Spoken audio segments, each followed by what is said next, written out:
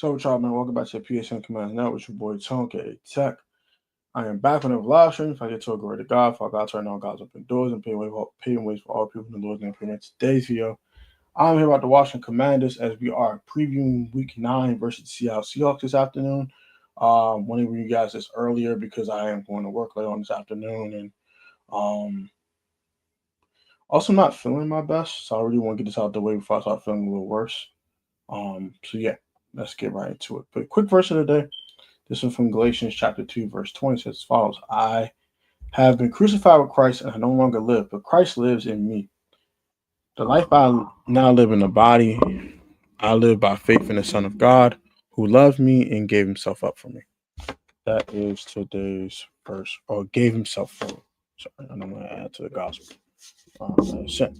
Yeah. So let's get right into it.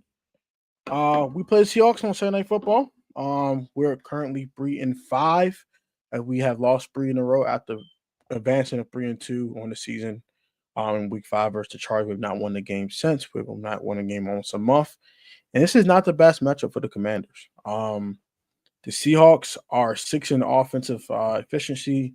They're number 1 against the run. Well, we are a top 5 rushing offense, but they are number 1 stopping the run. So it's going to be a tough matchup. But let's start with what we have done versus the Seahawks as of late. We have played them a couple times recently. So let's talk about what we have done versus Seahawks lately.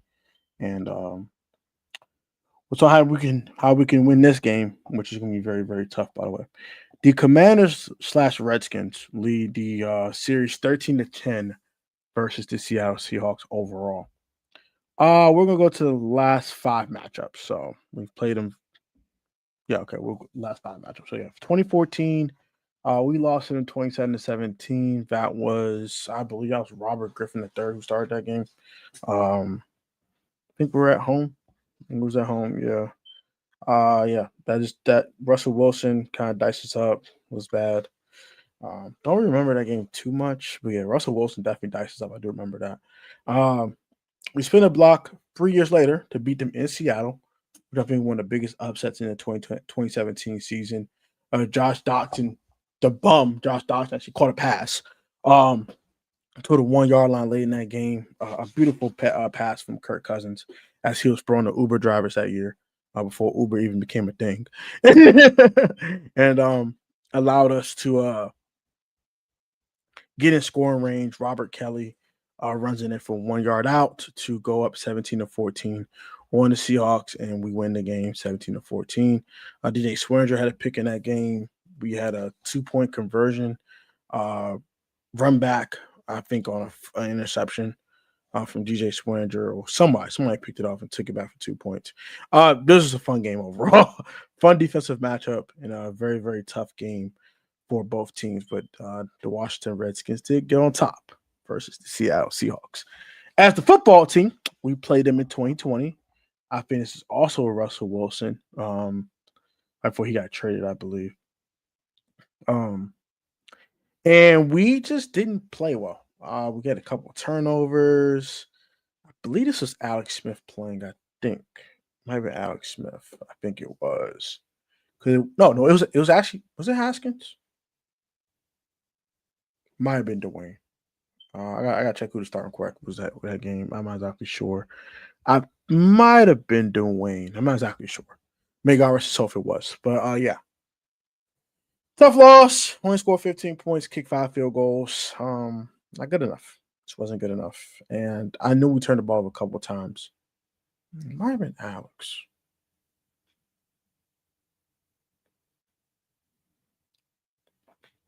We had Heineke for the playoff game, right? We have 3 different starts during the regular season. I think.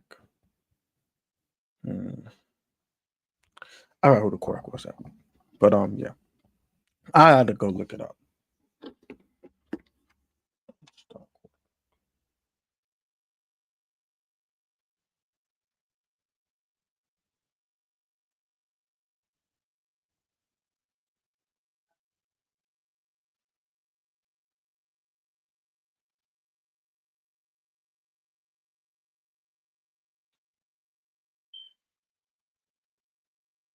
Yeah, it was Dwayne. Okay, yeah. I remember this game now. Now it's starting to come back to me. He had 55 pass attempts. He didn't throw for 300 yards. He threw 2 interceptions, a bunch of screens, stuff like that. JD McKissick led the team in rushing. Yeah. This is when like Logan Thomas was getting spammed. He spammed the Logan Thomas button a lot. 13 receptions for 101 yards. Terry had 7 for 77. Yeah, I remember this game now because he just didn't really get anything going at all. Like he threw 55 times and then he broke for 300 yards. That's crazy. But yeah, um, played in 2021. This was with Taylor Heineke. We were going on Mickey Mouse win streak at the time, and we kept winning games 17 to 15. We beat the Raiders the same way, 17 to 15. So we kept getting that score every single time. Don't know why, but nonetheless, we won that game. And J.D. McKissick was huge in that game, by the way. And then we played him in 2023 with Sam Howell. Now, this game was interesting.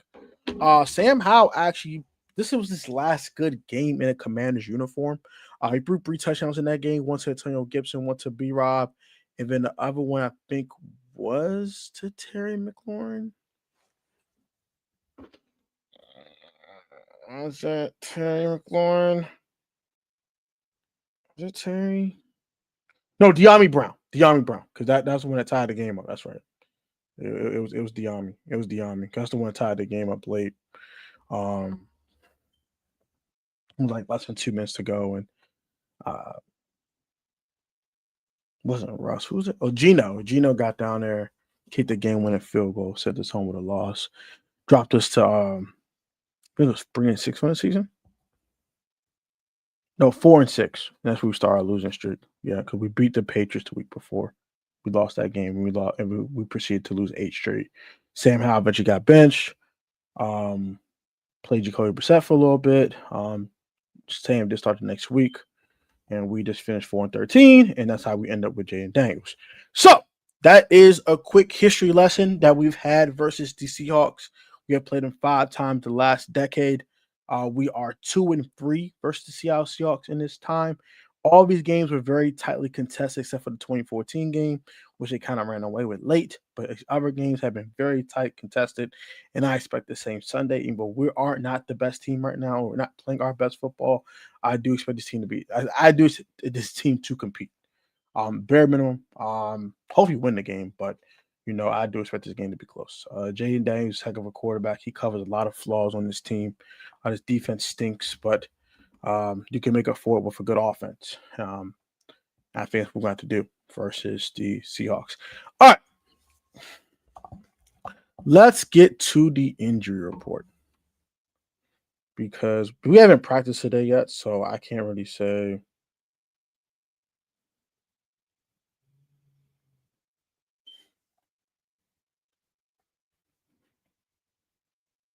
Can't really say how it's going to go. But let's see here. Matt Gay practiced limited yesterday with a back. Um, Javon Kinlaw was limited yesterday with the shoulder injury. Terry McLaurin's already ruled out. Von Miller is fine. He's had rest on Wednesday. He was full on Thursday. Jazon Newton, aka Johnny Newton, had an ankle. He's been out for the last 2 years of practice. Larry Tunsil was limited on Thursday. Bobby Wagner had with a thumb injury. He's fine. I've been seeing with Kosin Yankoff. He was limited on both days with the hamstring injury of his own. And then Jay Daniels been a full participant the first 2 days of practice. So it seems like only guys going to really be out is Terry McLaurin and maybe Johnny Newton. All these other guys on this list are going to play, even Laremy Tunsil. As for the Seahawks, Jake Bobo with an Achilles injury. He was out of Wednesday's practice. He likely practiced on Thursday. Sam Darnold, chest injury. He's fine. Derek Hall, oblique. He's fine.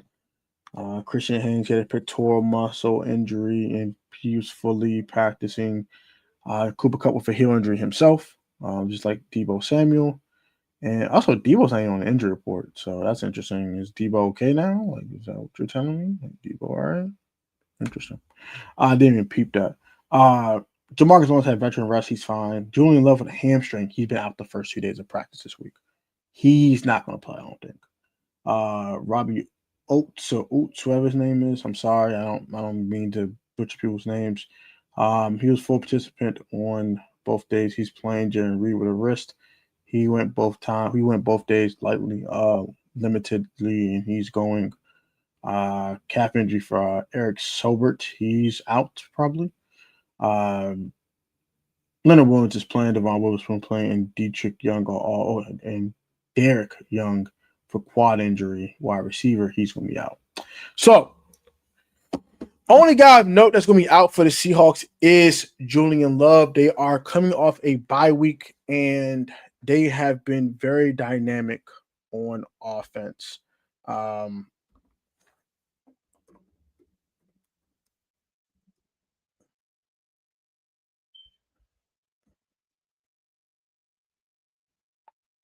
They have been a very dynamic offense. Very, very dynamic offense. So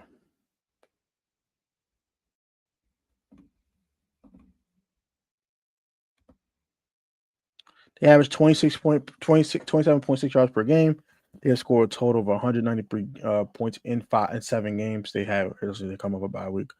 Third down efficiency, they are 33.3% on third down. They're 66% on fourth down. They allow 35% on third down efficiency on defense, and they are 57.1% on fourth down efficiency on defense.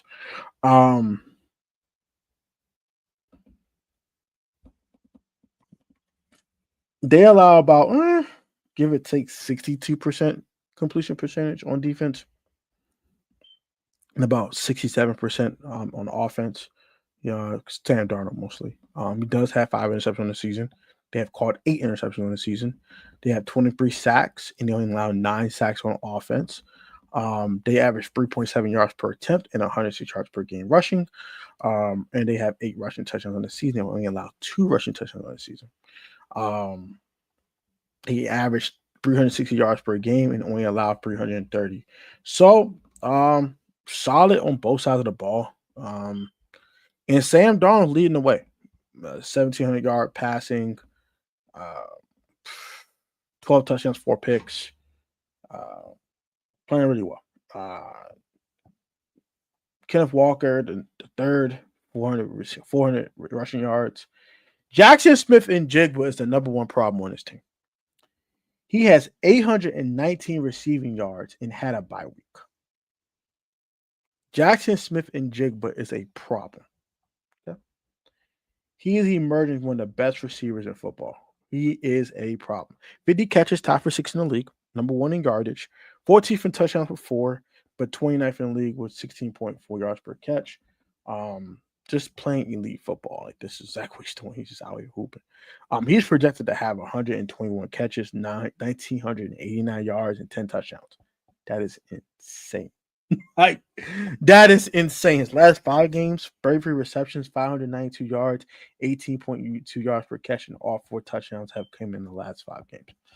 He is hooping out of his freaking mind. So, with a quick breakdown of what the Seahawks does and with the injury report, let's get to some keys to victory, right? Let's get to some keys to victory. We bring on defense, bring on offense. Offense has to find a way to run the football. I know it's going to be hard. They're the best rushing defense in football, blah, blah, blah, blah, blah, blah. But you have to find some type of balance. Get creative with the run game. Use Debo. Use Jalen Lane with jet sweeps. Use the Wildcat with Ja'Cory Krosky Merritt. Whatever you have to do to get the run game going, we need to get it going. And we're 3-0, we run the football for 150 yards, and we're 0-5 when we don't. I don't want to keep harping on that, but that's just the truth. Next, Jaden and the offense must not turn the ball over. Cannot have turnovers, cannot have mistakes. Have to play mistake-free football. And number 3, this is probably the most important. We have to keep the Seahawks offense off the field and keep our offense on. Third down conversions, fourth down conversions, need DQ to be aggressive, and find the right play calls to keep drives going. This is a 4-down territory game for 60 minutes. You do not want Sam Darnold, Jackson Smith and Jigba, uh, K9, and these guys to get back on the field and start dicing you up because they have no answer. The Commanders have no answer for JSN. None. There's no answer on this roster for Jackson Smith and Jigba. I love Trey Amos. This kid is balling out of control. I don't think there's an answer for this guy on the roster. So you need to keep him off the field. And the way you do that is being aggressive on 3rd and 4th down. Do not kick field goals. Field goals don't win games. Touchdowns do. You have to score points, and you have to keep the Seahawks off the football field. Same game plan that you should have had versus the Chiefs, but you did not. And final key offensively, if the run game is not working, use the short passing game as an extension of the run game. Swing passes, screens, slants, hitches. Use those routes and use the short passing game as an extension of the run game. And use pick routes in order to get receivers open versus this really good secondary with Devon Witherspoon, Wick Woolen, guys like that. All right, defensive keys. I got 4 of those real quick. Number 1 for me is you got to double JSN. That's number first and foremost. You got to double him. You cannot have anyone one-on-one with him. You have to double him. You have to adjust. Like, you cannot just say, oh, yeah, Trey Amos, take JSN. Trey Amos will have the worst game he's ever had as a professional if we do that.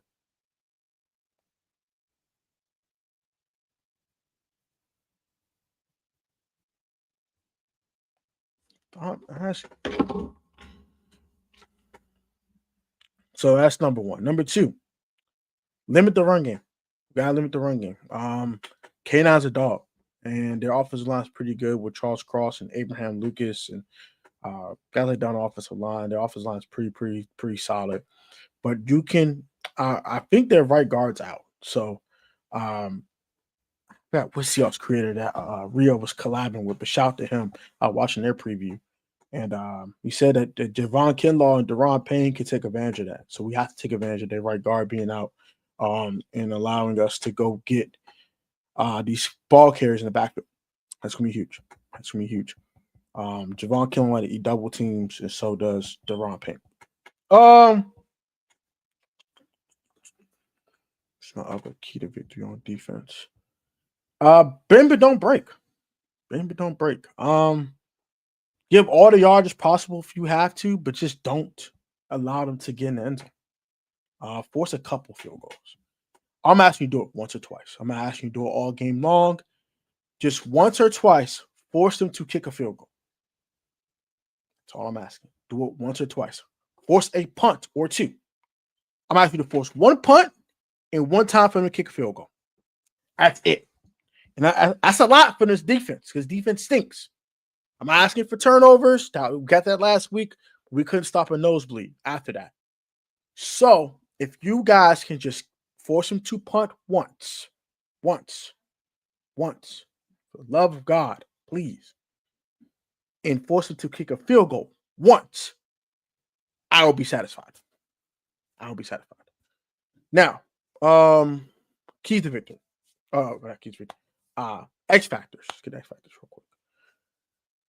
Offensively, for me, I think it's time to play Ben Sinnott more. It's time. I saw him catch a pass last week. That was good.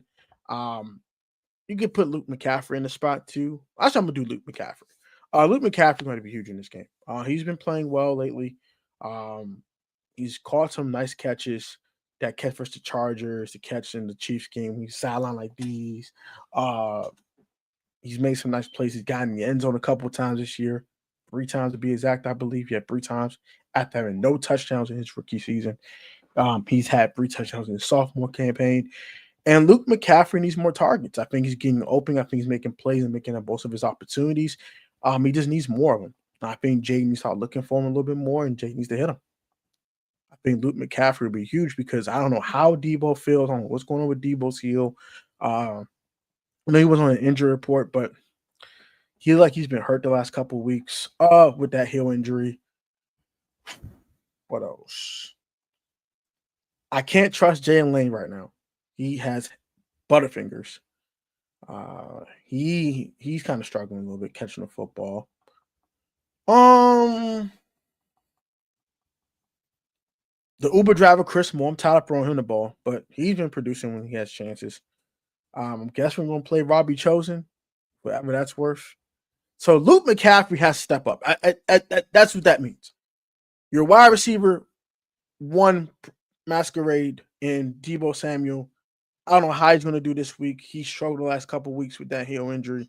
I don't know how he's going to look. I don't know how he's going to feel. I don't know if he can, really be explosive and make moves and make cuts and all that. So he's a question mark. Chris Moore's an Uber driver. We need Luke. Zach is no yak Zach. We need Luke. We need Luke to step up. We need Luke to have a big game. It's time.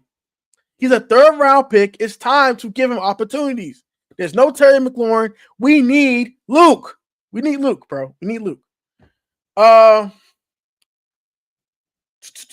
defensively, it's Javon Kinlaw. With that interior offensive lineman out for the Seahawks, we have to take advantage. And Javon Kinlaw has been arguably our best interior defensive lineman all season long. It's a 1A, 1B between him and Deron Payne. Both of them have been phenomenal this year. So I would say Javon Kinlaw is my X factor defensively for the Commanders. And then finally for the Seahawks, their X factor to me is going to be AJ Barner. He's quietly had a really solid season at tight end. And we're going to have so much focus on JSN that he can sneak up, and these linebackers can't cover. Like Bobby White can't cover a cold, and Frankie Louvu can't cover nobody. So we struggle with tight ends. So maybe AJ Barner, big game for him this week, Sunday night. Then finally, I think defensively for me is Rick Woolen. Does he get on Deebo? Does he go on Luke? Does he get on the Uber driver, Chris Moore? Like, who is he checking? For me, it'll be Rick Woolen.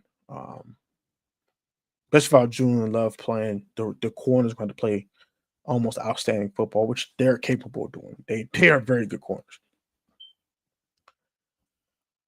Super Bowl era breads for the Commanders Sunday as they are unveiling their newest uniform alternate. We are retiring Art Monk's jersey this weekend as well. This just screams a Commanders must win as we are 3-5. We cannot fall to 3-6. I think Jaden Daniels finds a way to win this game. I think we're gonna have to run with some type of success. I think we will. Something like 3 yards of carry. I don't care.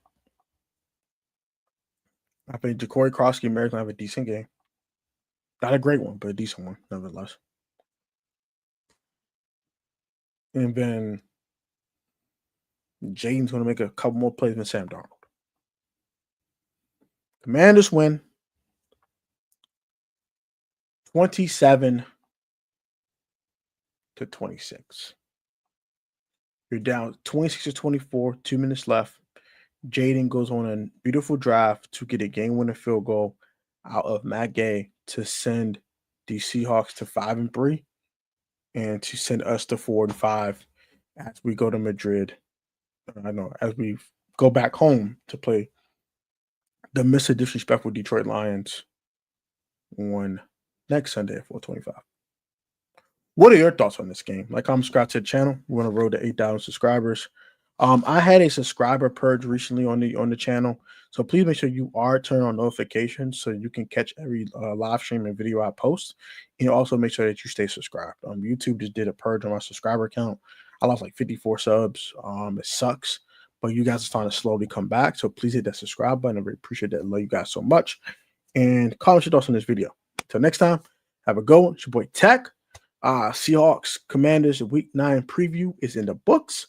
I hope we can get a dub. I will be at Northwest Stadium on Sunday, so come holler at me. And let's get this dub, man.